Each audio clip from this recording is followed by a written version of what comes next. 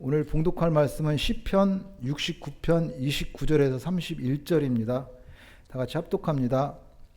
오직 나는 가난하고 슬프오니 하나님이여 주의 구원으로 나를 높이소서. 내가 노래로 하나님의 이름을 찬송하며 감사함으로 하나님을 위대하시다리니 이것이 소 곧 뿔과 굽이 있는 황소를 드림보다 야훼를 더욱 기쁘시게 함이 될 것이라. 아멘. 고통 가운데 부르는 노래, 오늘 설교 제목입니다. 오늘은 고통 가운데 부르는 노래라는 제목으로 같이 은혜를 나누겠습니다. 우리 기쁘면 웃고 슬프면 웁니다. 사람이 살아가면서 기쁘고 즐거울 때, 좋은 일이 있으면 우리 노래합니다. 찬양합니다. 근데 오늘 다윗은 정반대입니다. 오늘 본문에 보면은 나는 가난하고 슬프오니 고백하고 있습니다. 다윗은 자신의 환경이 가난하고 슬프고, 그러니까 자기의 처지가 힘들고 어렵고 고통이라는 말입니다. 그런데 현실은 고통이지만 하나님을 노래한다고 말합니다. 내 현실은 고통이지만 하나님의 위대하심을 나는 찬양하리로다. 고통 가운데 부르는 노래입니다. 그렇다면 무엇이 다윗으로 하여금 그 고통 가운데 하나님을 노래할 수 있게 했습니까? 또 어떤 그 고통 가운데 부르는 노래, 고통 가운데 부르는 노래는 또 무엇입니까? 그것을 가지고 은혜를 나누겠습니다. 소망하기는 오늘 이 자리에 어떤 껄끄럽고 답답한 마음, 또 힘들고 어려운, 우리 다 누구나 크고 작은 어려움이 있잖아요. 작은 질병도 있을 수 있습니다. 어떤 고통에 있을지라도 오늘 예배를 통해서 고통 가운데 부르는 노래, 하나님을 노래하고 찬양하는 우리의 예배가 되기를 소망합니다. 오늘 시편 63편은 다윗의 탄원시입니다. 그러니까 탄원시니까 다윗이 자기가 당하는 어려움, 고통, 이것을 하나님 앞에 탄원하는, 호소하는 탄원시입니다. 다윗은 자신의 처지가 힘들어서 고통 가운데 하나님께 그렇게 도움을 간구합니다. 그래서 오늘 1절에 보면은 하나님이여 나를 구원하소서. 물들이 내 영혼에까지 흘러 들어왔나이다. 물에 빠진 사람이 지푸라기 잡는 그런 심정입니다. 고난과 절망 속에서 살려고 발버둥치면서 하나님 나 좀 도와주세요. 나 좀 도와주세요. 하는 그런 부르짖는 기도입니다. 4절에 보면은 까닭없이 나를 미워하는 자가 나의 머리털보다 많고 부당하게 나의 원수가 되어 나를 끊으려 하는 자가 강하였으니 내가 빼앗지 아니한 것도 물이 물어주게 되었나이다. 다윗은 자신은 지금까지 하나님을 섬기면서 나 착하고 바르게 살려고 산다고 살았는데, 나 하나님 앞에 잘 산다고 살려고 살았는데 왜 나는 지금 이런 고통을 당하고 있냐는 것입니다. 까닭없는 고통과 그런 시기, 질투, 미움, 그러므로 지금 당하고 있는 핍박으로부터 실족하지 않도록 하나님께서 지켜주시고 보호해달라고 하나님의 도움을 요청하고 있습니다. 그래서 7절에 보면은 내가 주를 위하여 비방을 받았사오니 수치가 나의 얼굴에 덮였나이다라고 말합니다. 열심히 산다고 살았는데 오히려 욕을 먹고 수치를 당한다고 호소합니다. 그래서 나에게 하나님 빨리 오셔서 나를 구원해 주시고 나의 원수들에게서 나를 건져달라고 호소합니다. 나 하나님 아니고는 살 수 없습니다. 이거 하나님께서 해결해 주셔야 됩니다. 하는 그 탄원입니다. 그래도 상황이 바뀌지 않았나 봅니다. 그러니까 다윗은 나중에 어떤 기도를 하면 참 재밌습니다. 원수들에 대한 심판을 호소하고 있습니다. 그게 23절부터 보면 나와 있는데요. 그들의 눈이 어두워 보지 못하게 하시며 그들의 허리가 항상 떨리게 하소서. 주의 분노를 그들의 위에 부으시며 주의 맹렬하신 노가 그들에게 미치게 하소서. 그들의 거처가 황폐하게 하시며 그들의 장막에 사는 자가 없게 하소서. 그러니까 다윗은 그 고통 가운데 나중에는 그 원수들의 심판을 호소하고 있습니다. 내 원수들의 눈이 멀게 해주시고 그들의 집안이 망하게 해주고 뭐 그런 기도를 합니다. 우리 생각하기에 하나님은 원수를 사랑하라고 하신 그 사랑의 하나님이잖아요. 근데 거룩하신 하나님 앞에 기도하면서 어떻게 이런 기도를 할 수 있을까, 이런 생각도 해보기도 합니다. 그러나 다윗은 마음에 있는 그대로 숨김없이 그대로 하나님 앞에 호소하고 기도하고 있습니다. 이런 다윗의 기도 결코 개인적인 악한 감정의 폭발이 아닙니다. 하나님의 이름이 모욕당하는 그런 상황에서 거룩한 분노입니다. 하나님의 공의를 세워달라는 부르짖음입니다. 그래서 결국 다윗의 기도는 하나님을 찬양하고 있습니다. 34절에 보면은 천지가 그를 찬송할 것이요 바다와 그 중에 모든 생물도 그리할지라. 이처럼 시편 69편은 다윗의 탄원시입니다. 고통과 어려움, 억울함을 토로하는 눈물로 시작합니다. 그리고 나중에는 원수에 대한 심판을 호소하기까지 합니다. 그렇지만 다윗의 탄원시는 고통 가운데 하나님을 노래하는 것으로 마치고 있습니다. 이처럼 다윗은 고난 가운데도 하나님을 찬양하였습니다. 고통 가운데 부르는 노래입니다. 그렇다면 여기서 한 가지 질문을 하겠습니다. 다윗은 그 자신의 환경이 고통에서 벗어나서 하나님을 찬양했습니까? 아니면 여전히 처지는 그 환경은 고통임에도 불구하고 하나님을 찬양했습니까? 네, 맞습니다.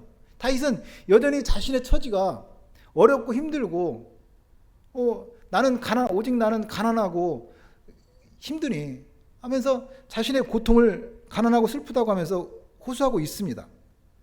그래서 자신의 처지가 여전히 고통이지만 하나님을 노래하고 있습니다. 그러자 그 고통 같은 동굴이 변하여 터널이 됐습니다. 우리 터널과 동굴 잘 알잖아요. 큰 산을 돌아서 지나가려면 많은 시간이 필요합니다. 높은 산을 넘어가려면 힘들고 어렵습니다. 그래서 우리 굴을 뚫어서 거기를 지나갑니다. 그런 것처럼 고통 같은 그 동굴이었지만 하나님을 노래할 때 그 동굴이 변해서 터널이 되었습니다. 다윗은 자신의 처지가 여전히 동굴 같은 그 고난 가운데 있음에도 불구하고 그렇게 하나님을 찬양했습니다. 먼저 하나님을 찬양하자 동굴 같은 고통이 변해서 터널이 되었습니다. 그래서 우리 속담에도 웃으면 복이 와요 라는 말이 있습니다. 우리 웃으면 복이 와요 하면은 젊은 사람들 잘 모를 거예요. 70년대 MBC에서 했던 전설적인 코미디 프로그램 제목이기도 합니다. 근데 여러분, 우리나라에 사단법인 국제웃음치료협회가 있다는 거 아십니까? 국제웃음치료협회는 웃음을 단순한 즐거움이 아닌 치유와 회복, 교육과 사회적 가치 실현의 도구로 삼고 이를 전문적으로 확산시키는 데 주력하고 있습니다. 저도 이 웃음치료에서 하는 그 집회를 우연하게 보게 된 일이 있습니다. 여의도 공원에서 한 200~300명이 모여서 프랜카드를 걸어놓고 집회를 하더라고요. 집회하는 거라고 해서 별반 내용 없습니다. 사회자가 앞에서 나와서 뭐 재미있는 얘기해 주는 것도 아니고 웃기는 뭐 액션을 취하는 것도 아닙니다. 그냥 다 같이 모여서 최대한 크게, 최대한 재밌게 그냥 웃는 거예요. 그냥 껄껄껄 까고 웃다가 1시간을 그렇게 하고 집회를 마치고 해산하는 것을 봤습니다. 그런데 이 사람이 웃을 때 놀라운 치유와 능력이 생긴다고 말합니다. 그 실례가 사례들이 있는 것을 아는데요. 예를 들어서 한 대학병원에서 진행된 웃음치료 프로그램에 참여한 말기 암 환자가 있었습니다. 그는 항암치료 부작용으로 우울감과 식욕부진이 심했는데 웃음치료에 참여하면서 매일 10분씩 억지 웃음이라도 웃는 훈련을 했습니다. 그러자 3주 후에 식사량이 늘었고 통증 완화제 사용이 줄었으며 혈액 검사상 면역 수치가 상승하는 변화가 있었습니다. 환자는 그렇게 얘기했습니다. 웃는 동안은 내가 환자라는 것을 잊었다는 말을 남겼습니다. 그리고 또 요양병원에서 치매 어르신들을 대상으로 주 2회 웃음 치료를 실시했습니다. 6개월 후 조사에서 단어 기억력 향상, 표정이 밝아지고 타인과의 대화 시도 증가, 돌발 행동과 공격성 감소 등의 긍정적인 효과가 관철되었습니다. 치료가 완치되진 않았지만 정서적 안정과 사회성 회복에 도움이 된 사례입니다. 그리고 초등학교 한 학급에서 웃음치료 강사가 6주간 함께 웃는 시간을 운영했습니다. 프로그램이 끝날 무렵 말수가 적었던 학생이 먼저 인사하고 웃는 빈도가 늘었고, 그리고 따돌림을 당하던 아이가 모둠 활동에 자연스럽게 참여했습니다. 교사 평가에서도 학급 분위기가 눈에 띄게 부드러워졌다고 보고되었습니다. 웃으면 복이 옵니다. 다윗이 자신의 처지가 동굴 같은 가운데서 하나님을 노래하자 동굴이 변해서 터널이 되었습니다. 먼저 하나님을 찬양하자 동굴 같은 고통이 터널이 되었습니다. 웃으면 복이 옵니다. 고통 가운데 부르는 노래입니다. 그렇다면 말입니다. 오늘 제가 설교하라는 이유입니다. 다윗은 어떻게 그런 고통 가운데서도 하나님을 노래할 수 있었습니까? 우리가 기쁘면 웃고 슬프면 우는 것이 당연합니다. 그런데 다윗은 어떻게 고통 가운데 그 고통인데 하나님을 노래할 수 있었습니까? 다윗의 고통이 너무 심해서 정신이 어떻게 된 거 아닙니까? 아니면 다윗이 자기를 옳게 보이려고 위선적인 그런 행동을 하는 것이 아닙니까? 아닙니다. 물론 다윗도 처음에는 힘들었습니다. 그래서 환경이 너무 힘들어서 하나님께 부르짖었습니다. 나중에는 하다 안 되니까 원수들의 길을 멀게 해주시고 원수들의 집이 망하게 해달라고 그런 기도까지 했습니다. 그렇지만 그런 다윗이 갑자기 하나님을 찬양하고 있습니다. 다윗은 고통 가운데도 하나님을 노래할 수 있었던 그 이유가 있었습니다. 그 이유는 첫째는 다윗은 고통 가운데서도 하나님을 노래할 수 있었던 이유는 오직 나는 가난하고 슬프오니 하면서 하나님 앞에서 자신을 인정했습니다. 오늘 우리 봉독한 29절입니다. 오직 나는 가난하고 슬프오니 하나님이여 주의 구원으로 나를 높이소서. 오직 나는 가난하고 슬프오니 하면서 하나님 앞에 자신을 인정했다는 말입니다. 자신을 인정하는 믿음입니다. 나는 가난하고 슬프오니 하고 하나님께 자신을 인정한 믿음이라는 것은 나 가난하고 슬픕니다. 그렇지만 그 고통, 나 가난하고 슬픈 거 하나님이 알고 있다는 말입니다. 나 슬프고 가난한 거 하나님도 알고 있다는 말입니다. 그렇다면은 전지전능하신 하나님께서는 내 그 고통 아시고 내 기도 들으시고 반드시 하나님의 방법을 하나님의 뜻대로 응답해 주신다는 말입니다. 다윗은 그것을 알았습니다. 나는 가난하고 슬프니 내 고통인 줄 알았지만 그것은 하나님이 알고 있다는 믿음입니다. 그래서 다윗은 고통 가운데서도 하나님을 노래할 수 있었습니다. 우리도 마찬가지입니다. 여러분만 힘든 것 같아요. 나만 힘들고 나만 고통은 아닙니다. 우리가 힘들고 어려운 일, 나의 고통을 하나님이 다 아시고 계십니다.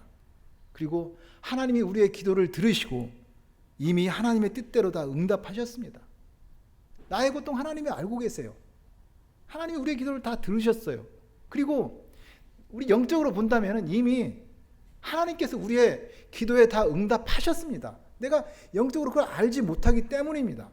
그러므로 우리의 영적 싸움은 이미 이겨놓고 싸우는 싸움이라고 할 수 있습니다. 왜냐하면 전지전능하신 하나님께서는 나의 모든 형편을 이미 다 알고 계시고 다 들으셨고 이미 응답하셨습니다. 그렇기 때문에 우리는 이겨놓고 싸우는 싸움입니다. 우리는 그것을 믿음으로 바라보면 됩니다.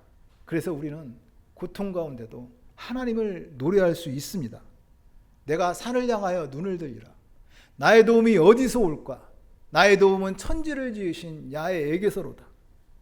여러분, 세상에서 당하는 고통을 가지고 세상에서 위로받으려고 하지 마십시오. 더 침몰할 수밖에 없습니다. 그거 가지고 하나님께 나가면 됩니다. 하나님께서 이미 다 알고 계십니다. 고통을 가지고 하나님께 나가서 노래하시기 바랍니다. 그 노래를 하나님께서 들으시고 하나님이 축복하십니다. 바로 고통 가운데 부르는 노래입니다. 그리고 다윗이 고통 가운데도 하나님을 노래할 수 있었던 이유가 또 하나 있습니다.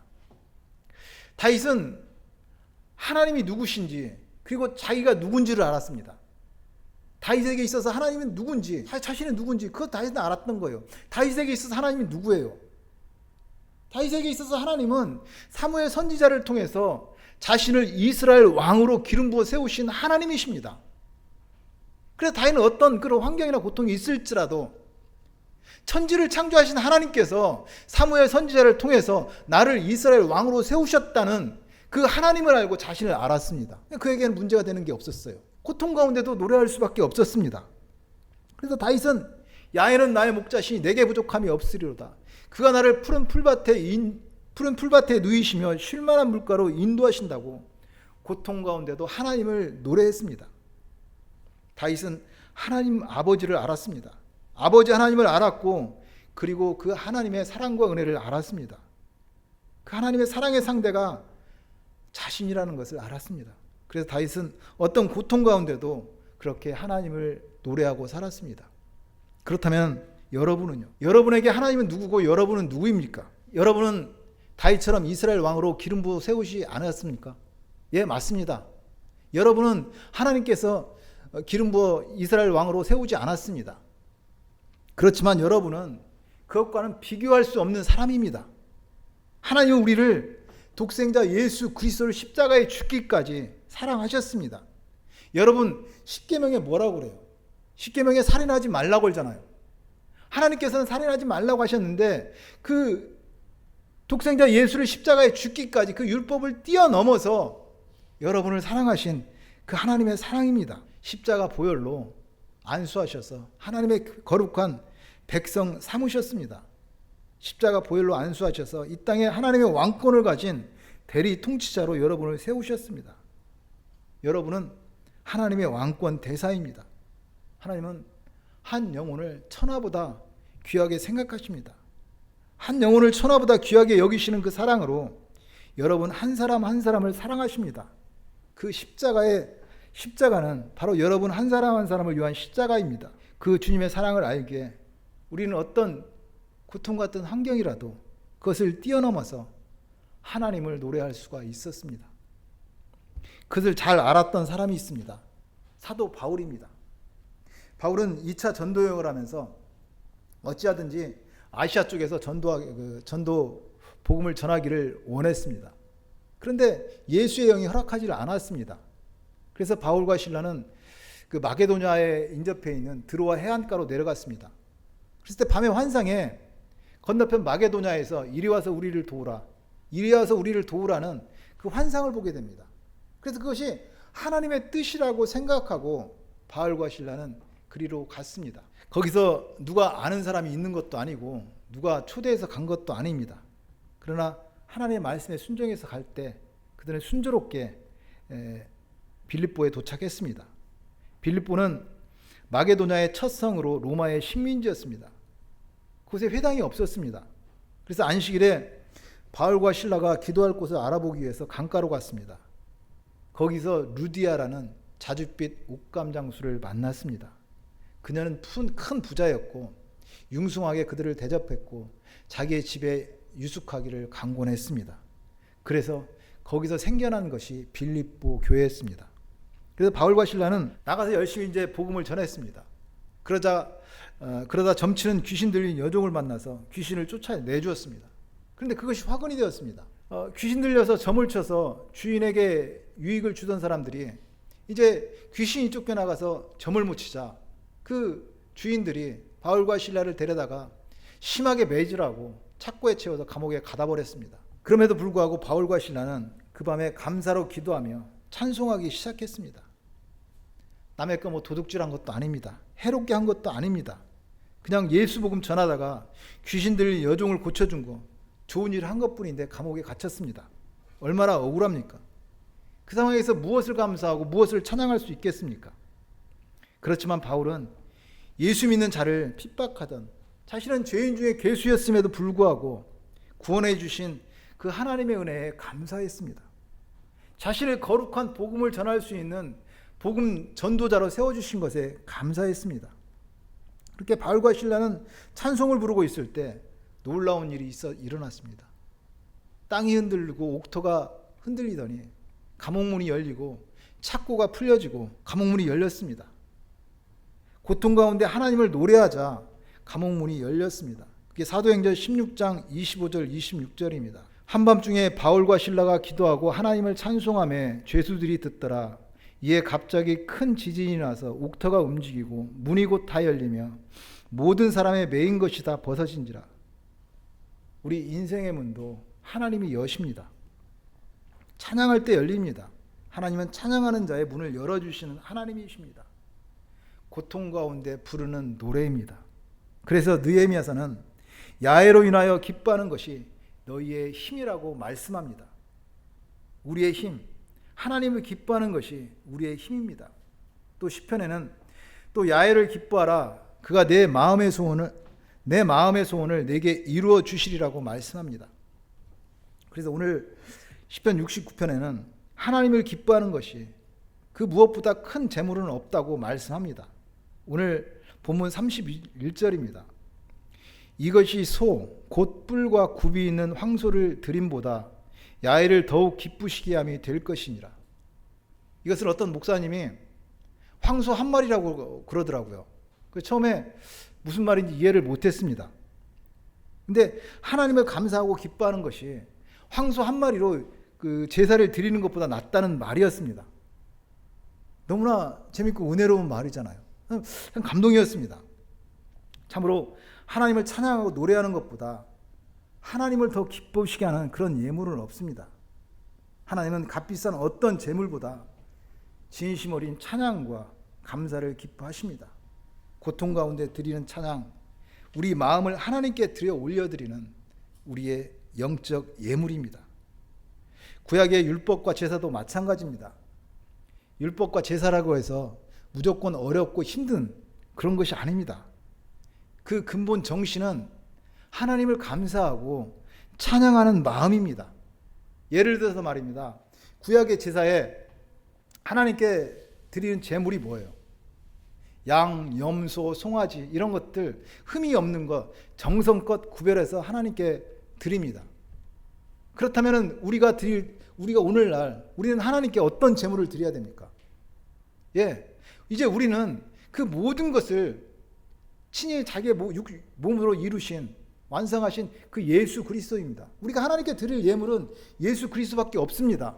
그래서 우리가 오늘 또 예수 그리스도의 이름으로 기도했습니다. 예수 그리스도의 이름으로 예배합니다. 예수님의 이름으로 헌신하고 봉사하고 헌금하고 신앙생활합니다. 근데 우리가 예수 이름으로 드리는 그 기도, 예배, 헌신, 봉사 그런 모든 것에 꼭 있어야 될 것이 있습니다. 그것이 바로 주님의 사랑과 은혜에 감사하는 마음, 찬양하는 마음입니다. 만약에 우리가 예수 이름으로 기도하고 예배하고 헌신하고 봉사하지만 그 마음이 아니라면 그건 뭐예요? 그것은 예수 그리스도를 우상 숭배하는 꼴입니다. 그래서 성경은 감사로 제사를 드린 자가 나를 영화롭게 하나니 그의 행위를 옳게 하는 자에게 내가 하나님의 구원을 보이리라고 말씀합니다. 우리가 주님의 사랑과 은혜를 안다면 감동할 수밖에 없습니다. 그 감동한 마음은 하나님을 노래합니다. 어떤 고난이나 환경이 문제가 아닙니다.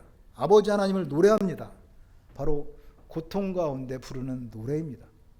그 전에 설악산을 간 적이 있습니다. 그때 같이 가던 사람이 그 아름다운 자연에 취해서 갑자기 그러는 거예요. 나이스 우리 하나님 멋지십니다. 나이스 우리 하나님 멋지십니다. 그렇게 감탄을 했습니다. 저는 그것을 보면서 하나님께서 얼마나 기쁘실까 그런 생각을 했습니다.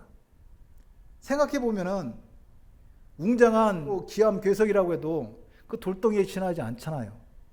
나무와 풀일 뿐입니다. 그런데 그것을 보면서 나이스 우리 하나님 멋지십니다. 그 모습을 보면서 하나님께서는 나도 이렇게 좋은데 하나님께서는 얼마나 감동일까 그런 생각을 했습니다. 목사인 나보다 집사인 그 사람이 훨씬 더 하나님과 가깝다는 생각을 했습니다. 저도 목사이지만요, 목사의 그 뭐라고 그럴까요? 목사의 그 잘못된 그런 것이 두 가지가 있습니다. 목사가 착각하는 것이라고 할 수 있습니다. 그것은 자신이 하나님을 가장 잘 알고 있다고 생각합니다. 그래서 다른 것을 인정하지 못하고 받아들이지 못해서 변화되지도 않고 발전이 없습니다. 또 하나 목사들이 착각하는 것, 그것은 내가 하나님과 가장 가깝다고 생각하는 그 착각이고 교만입니다. 저도 목사지만 참 그런 것에 자유롭지 못합니다. 하여튼 그 집사님이 그렇게 나이스 우리 하나님 멋지십니다 하면서 은혜를 받았습니다. 그 집사님이 목사 같고 내가 집사 같더라고요. 한편으로는 그렇게 하나님을 노래하지 못하는 내가 부끄러웠습니다. 그래서 그날 산을 등산하면서 계속 묵상했습니다. 그 집사님은 말 못하는 그 돌덩이, 나무 풀 보고도 그렇게 감동을 하는데, 나는 내 자신만 보면서 내 경제 상황은 엉망이고 뭐 내 인생이라고 해서 내 마음대로 되지도 않고, 그래서 그 자연 환경을 보면서도, 아름다운 것을 보면서도 뭐 그러면 그런갑다 하고 그렇게 살았습니다. 그런 내 모습이 부끄러워 회개했습니다. 그리고 계속 하나님을 묵상했습니다. 하나님 묵상해 보니까 참 하나님의 형상대로 지음받은 나잖아요. 내 인생 내 마음대로 되지 않는다고 원망하고 불평하지만, 사실 그 하나님을 바라보고 나를 바라보니까 내 인생이 왜 이렇게 아름다워요. 그래서 나 스스로 고백했어요. 나 예수 믿는 사람입니다.